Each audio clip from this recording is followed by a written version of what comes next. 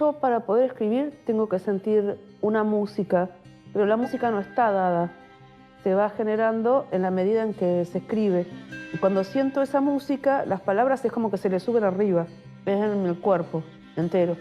Algo que vibra, no solo en la cabeza.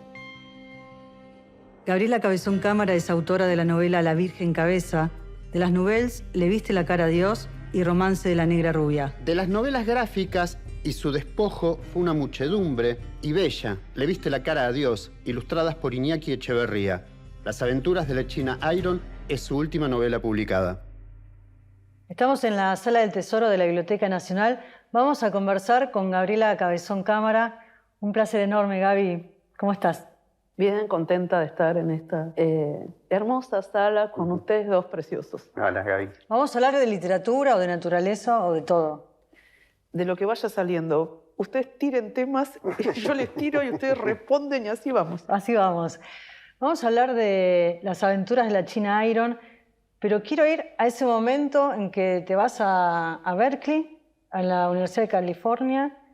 Aparece la temática de literatura gauchesca y uno se pone a pensar en el Martín Fierro, en la literatura nacional, en la obra cumbre de la literatura nacional, y en andar en la obra del Martín Fierro porque nos hace reflexionar primero en la figura de Martín Fierro, también pensar en la narrativa en verso, ¿no? Este verso en octosílabo, que comienza con esta primera figura del plural, hablando del nosotros, termina hablando de la primera del singular, con este hombre quebrado, triste, y un libro que llega masivamente y se hace popular, pensando desde lo que significa el Martín Fierro en la Argentina, y vos hiciste una reversión ahí, ¿no? Pensado desde la mirada de una chica.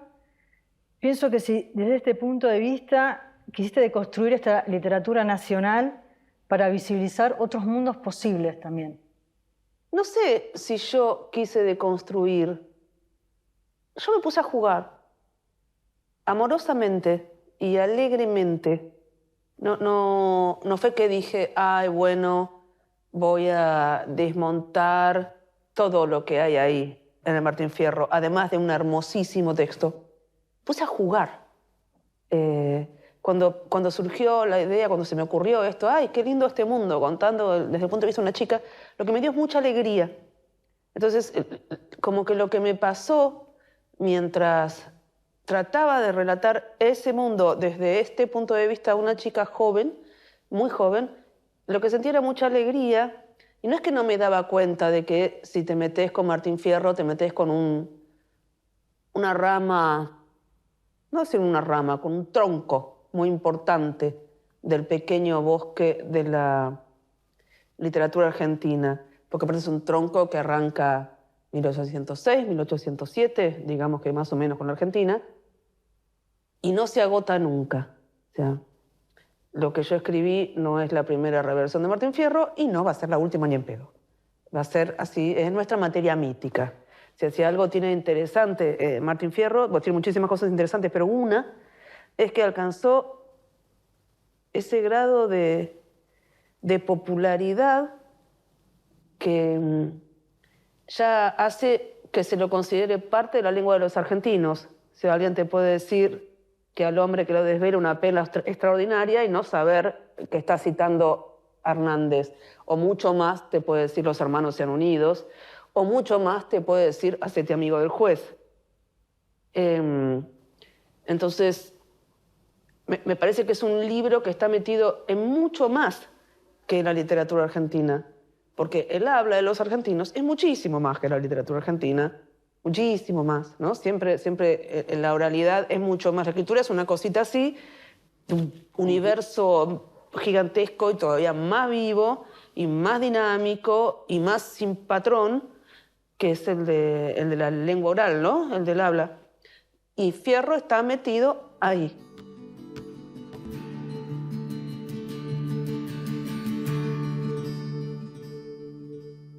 Gaby, vos sabés que tomo la idea de juego porque me gusta, porque se ve, pero en este proceso de relectura, reescritura de que haces del Martín Fierro, no nos podemos olvidar que ese texto es uno de los procedimientos que legitima el Estado-Nación argentino, pero de una manera muy particular y su incorporación al mercado mundial.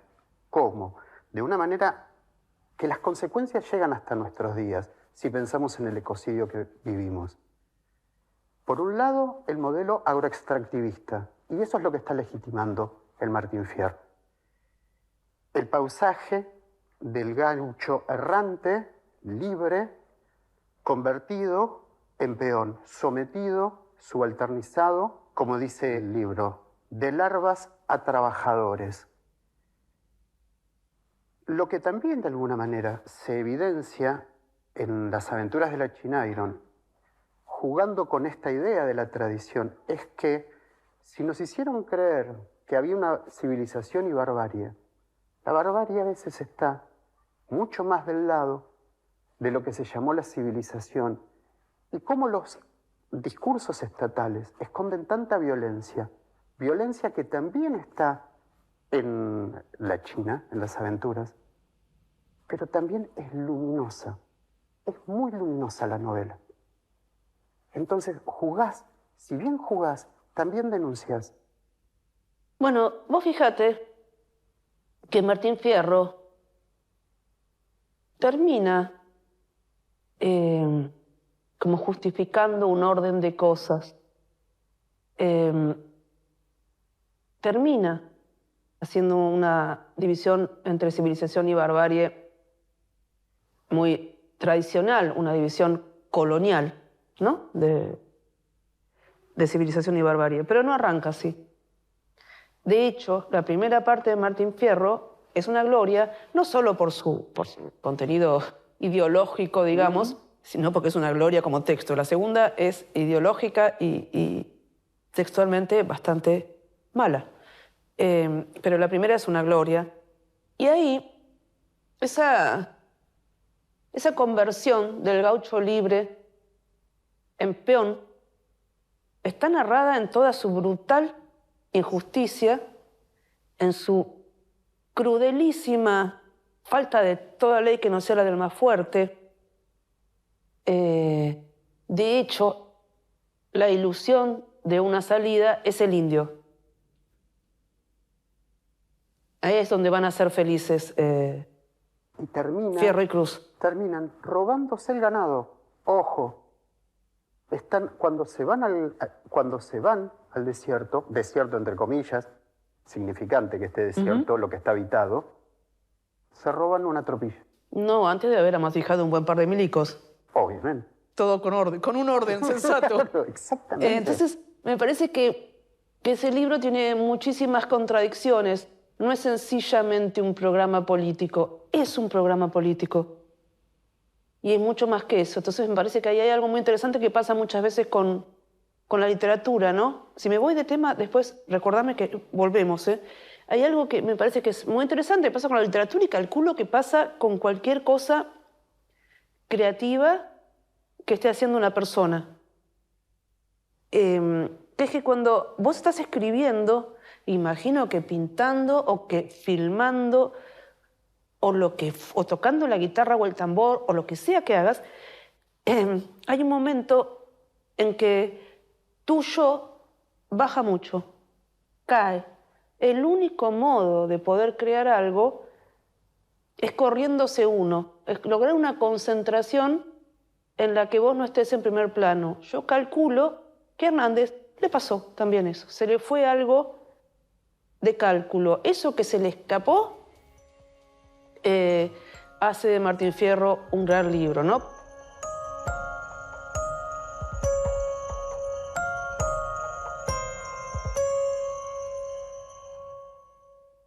En las islas la luz es doble. Sucede que el campo se va embarrando hasta desbarrancarse en un juncal que croa y pía, canta el aire en las orillas y es surcado por los huirá. Es un lujo que se da la pampa a orillar. Se bañan las vacas cuando se les animan a los refalones y emerge la tierra otra vez desde abajo del río y ha de ser la misma tierra, pero emerge llena de árboles. Las raíces hay al borde, tapó desnudas. Montamos las rucas a cierta distancia de la orilla. Los ríos de la pampa son de crecidas feroces y silenciosas. Se amanece uno tapado de agua nomás si no les conoce los ruidos y las mañas de subir o bajar. más o menos entusiasmadas a los Sisiri.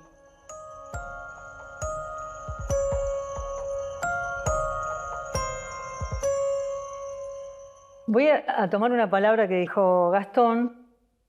Habló de la novela, lo luminoso de esta novela, de la China Iron, y comienza con una frase que es "fue el brillo". Y entonces uno ve ahí, en ese viaje por la llanura, ¿no?, encontrando y buscando condiciones de vidas más felices, dice la China. Te fuiste al Festival PAM de La Pampa y que fue importante para la novela justamente para encontrar ese paisaje, ese desierto, encontrarte con ese paisaje luminoso. Ahí en el PAM, me acuerdo que habíamos viajado en ómnibus, me había tocado viajar con Selva. Y llegamos como a la madrugada, ponerle que si amanecía a las 7, llegamos a las 5:30. Y ya se podía tomar un café, creo que tomamos un café antes de ir a dormir. Y en la cafetería, en el restaurante del hotel, era como un último piso, que a lo mejor era un cuarto piso, porque es una baja, pero era un piso más elevado. Y de golpe vimos el amanecer en ese cielo. Era algo muy, muy glorioso. Pasaba algo ahí muy, muy increíble, ¿no? Como algo del orden de lo diáfano, de lo luminoso, de lo colorido, pero era colorido y con profundidad y con movimiento, no sé. Era algo como para... ¿Ves? Ahí hubiera estado bueno saber filmar o sacar fotos o pintar. Porque era algo muy, muy increíble. Y cuando escribiste La China, te llevó a ese paisaje, te remitió a ese lugar.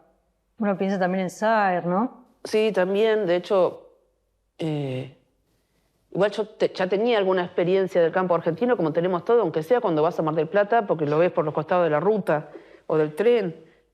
Tenía un poco más que eso, pero yo tenía una idea de estos cielos tan magníficos. Y quería hablar de la luz justamente porque pensaba en un paisaje como este, el cielo tiene mucha importancia, porque es bellísimo y además porque se extiende tanto como la tierra, ¿no? Y como más abovedado. Uno diría que hay más para arriba, por lo menos al alcance de los ojos, que para abajo. Para abajo hay universos, pero no los vemos. Y entonces pensé, ¿y cómo haces para hablar de la luz sin repetir brillo cada 5 minutos? Entonces dije, eso lo sabe el maestro Saer. Así que me agarré el Limonero Real, que es un libro que amo mucho, y anoté todas las palabras que usa Saer para referirse a la luz. Yo creo que eran 49, igual no me acuerdo bien porque por supuesto perdí la lista y mi memoria para los números podrían haber sido 29, 49 o 79. Yo tiendo a pensar que 49 y bueno, nada, me fijaba en eso en esa época. Cuando iba leyendo también veía, bueno, quiénes usaban, cómo. Entonces aparece la influencia de Saer también ahí. Por supuesto. Vos sabés que vos lo nombraste, Ana, cuando abrimos la entrevista. Pienso si en esta relectura del género, esta reescritura que haces del Martí Fierro con las aventuras de la China Iron, el gesto a mí me parece muy interesante y con la dimensión, el valor que tiene, es que vos restituís lo obliterado, lo barrado, lo suprimido del género, la voz de la mujer. No hay en la gauchesca voz femenina. Y me pregunto si también este otro punto de vista no nos permite, gracias a ese cambio, encontrarnos con otras personalidades. Una China deseante, el deseo de la naturaleza y el deseo del otro. Pero además también este cambio de perspectiva, de alguna manera también nos habilita a pensar a Cruz y a Fierro como deseantes, con todo el amor que no podían. Está muy marcado eso. Me pregunto hasta qué punto esta restitución de lo obliterado no abre a todo eso. Seguramente, así como se dice obliterado, se puede decir reprimido. Obvio, total. Entonces sí, seguro, Censurado. ¿viste? Abrís una puertita y todo sale de... la puertita de... Pero aparece el deseo, fíjate. Es que el deseo es de lo que se reprime... Claro. De lo que más usualmente se reprime, ¿no? Salvo cierta clase de deseo para ciertas personas, en cierta posición, todo muy acotadito. Hay un concepto que usa Eduardo Viveiros de Castro, que toma de las culturas amerindias, y él lo llama perspectivismo amerindio.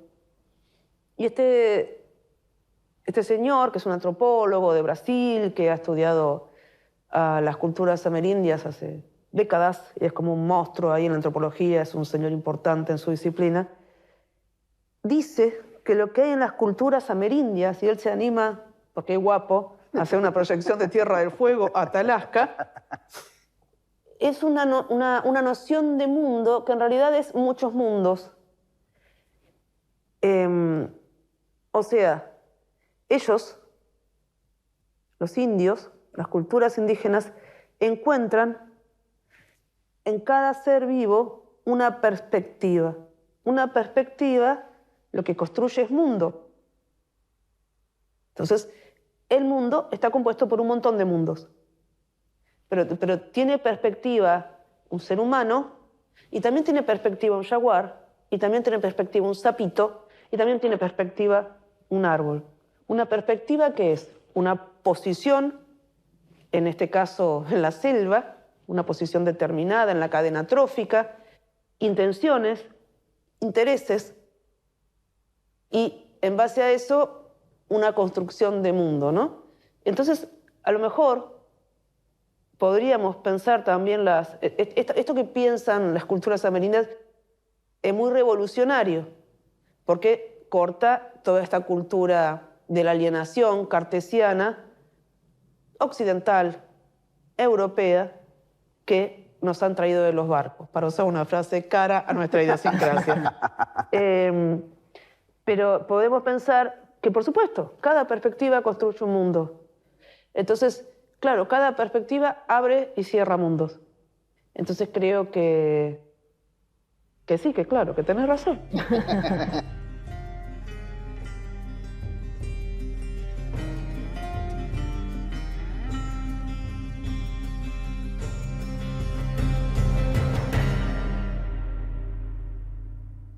Las aventuras de la China Iron formó parte de varios reconocimientos, quedó en la lista corta del Booker Prize, estuvo elegida entre los mejores libros del año de una edición del New York Times y El País de España. Estuve viendo una entrevista que te hicieron de la Universidad de México y ahí vos das toda una explicación de la gauchesca, lo que hablábamos al comienzo de la entrevista, y pienso cómo es leída la China Iron fuera de la Argentina. No sé. Para mí es una gran sorpresa que sea leída. Nunca me imaginé que podría ser leída fuera de la Argentina. Jamás se me ocurrió, no tuve la más mínima intención de que ningún país que no tuviera Martín Fierro como libro patrio leyera la China, pero se lee y eso sin dudas, ¿viste? Es una alegría enorme. No, para mí es una sorpresa total. Pienso en lo que hablábamos del Martín Fierro como libro nacional, esta idea que forma parte del ADN de los argentinos, ¿no? De nuestra argentinidad. También es una forma de explicar esto afuera, cuando te preguntan por la China Iron, porque entonces te remitís a la gauchesca, al año 1806, 1807, el año en que 70 años después se publica el Martín Fierro. También es hablar de nuestra habla. Sí, es hablar de nuestra habla y es hablar de nuestro derrotero nacional. Es como súper fuerte, ¿no? Y cuando hablo de la gauchesca en esos términos estoy citando a Ángel Rama. Los gauchi políticos rioplatenses, es una gloria de libro que les recomiendo mucho.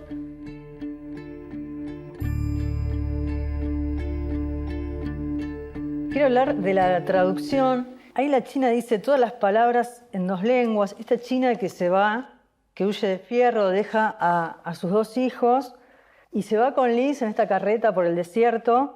Y en un momento dice, bajo el imperio de Inglaterra, un amanecer bajo la lluvia, fui albergada yo por mi primer raincoat. For us, the British, there's appropriate etiquette for every situation. Empezó a explicarme Liz la etiqueta, los climas y sus montañas, sus desiertos, sus selvas, los detalles de las vestimentas del imperio. Me armaron el mundo, que como podía ser, no era plano. Y ahí se empieza a mezclar. Uno piensa también en la conquista de las lenguas, la China que empieza a hablar en inglés, se entienden entre las dos. Con Estrella, dice la China, conocimos el picante porque no solo eran la mente y la piel, la lengua también nos creció bajo el imperio de Inglaterra. pienso cómo fue el trabajo de traducción, ¿no? Porque la decisión también tuya como escritora de no incluir ahí las traducciones en el mismo párrafo donde estás haciendo una cita en inglés, un diálogo entre dos lenguas que van conviviendo en la novela.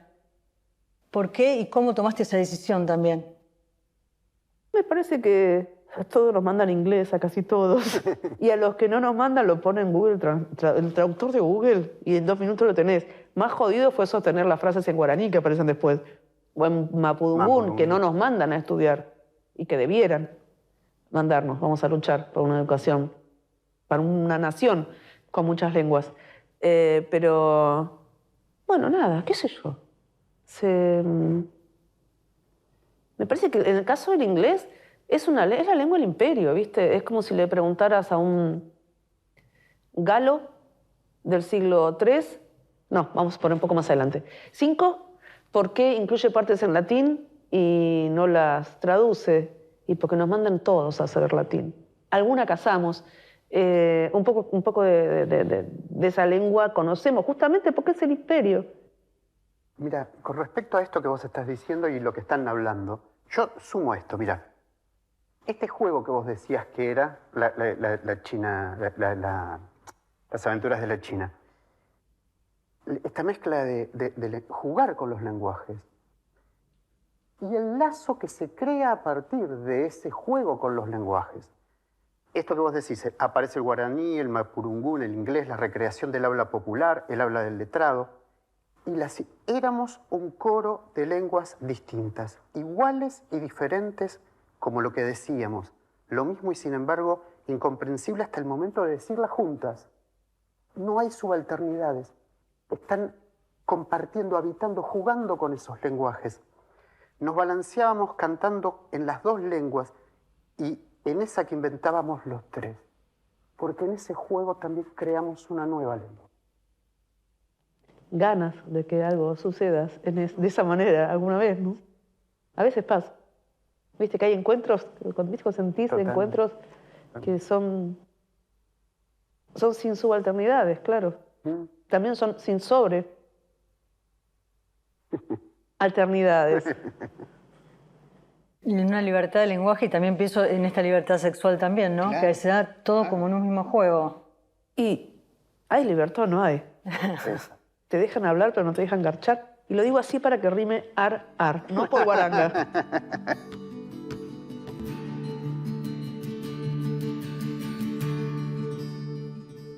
Gaby, si repasás tu obra, ahí aparece una trilogía, Pidiendo a la Virgen Cabeza, Bella, Romance en la Rubia. Y entonces ahí hay una música y también hay una forma de escritura, ¿no? En el caso de la China tiene esta música y esta narrativa en verso.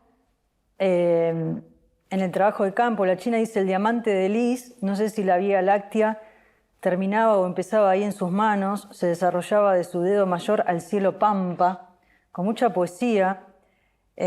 ¿Cómo trabajaste en la construcción de este lenguaje poético que aparece en las aventuras de la China Iron, además de esta narrativa en verso y los giros a ese castellano del siglo XIX? Pienso por un lado en la escritura de la China y por otro lado en la forma y en la escritura y en la métrica de la trilogía. No sé, yo para poder escribir tengo que sentir una música, pero la música no está dada, se va generando en la medida en que se escribe. Cuando siento esa música, las palabras es como que se le suben arriba. ¿Viste cuando te ponen una melodía y vos te pones a cantar, te ponen una base y vos te pones a cantar arriba? Bueno, yo necesito que surja esa música para cantarle arriba. Y cuando no surge es un bajón. Cuando surge son como unos momentos muy mágicos, así es como el amor, ¿viste? Cada tanto 15 minutos de felicidad y después, puro trabajo. Gaby, ¿esa música es en la lectura o es en tu cabeza? Es en el cuerpo, entero. Algo que vibra, no solo en la cabeza. Pues eso también es algo que siempre obliteramos. Claro. Es que se escribe con el cuerpo. ¿Viste? Siempre parece que fueran espíritus puros en conexión con un hilo dorado, con el espíritu mayor. Y bueno, no, ni espíritu puro, ni espíritu mayor. Lo lamento, muchachos, no hay tal cosa. Escribimos con el cuerpo. La literatura tiene ritmo. Y al cuerpo le pasan cosas, le duelen cosas, otras lo ponen contento, qué sé yo. se relaja, se tensa. Late. O sea, tampoco es tan raro que lo que hacemos los seres humanos tenga un ritmo, porque late como todo lo que vive late, ¿no? Así que sí, tiene ritmo. ¿Qué vamos a hacer? Ojalá le hayamos dejado alguna música a quienes nos están viendo a partir de esta conversación. Gracias, Gaby. Gracias a ustedes, chicos. Un placer, como siempre. Gracias. Gabriela Cabezón Cámara pasó por Apalabradas.